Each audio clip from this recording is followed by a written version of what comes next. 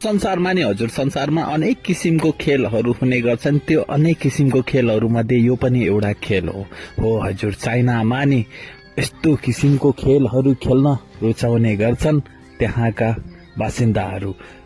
एकैछिन यो भिडियोलाई हेरिहाल्नुहोस् है त। त्यो सुन्दर महिलाले हजुर, त्यो सुन्दर महिलाले त्यो बुङ्गुरलाई कसरी हिलोमा लछार पछार पार्दै एउटा बुङ्गुरको लागि कति मान्छेहरू प्रतिस्पर्धा गरिरहेको छन् र फाइनली त्यो बुङ्गुरलाई चाहिँ नि त्यो महिलाले हाता पार्न सफल भएको छिन्।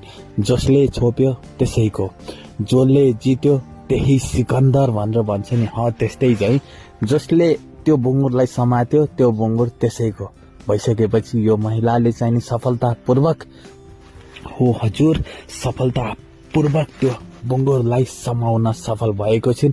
अब समाएर मात्रै नहुने, लिएर पनि जानुपर्ने। हेर्नु है त के सफल हुन्छन् त त्यहाँसम्म लिएर जानको लागि। जुरुक्कै उठाएर यस्तो गरिसकेपछि यो भयो साथीहरू।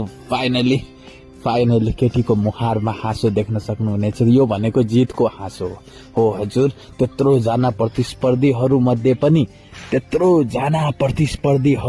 पनि उनले चाहिँ सफलतापूर्वक हिलोमा लछार पछार हुँदै यो बुङ्गुरलाई समाइसकेपछि अब भिडियो कस्तो लाग्यो?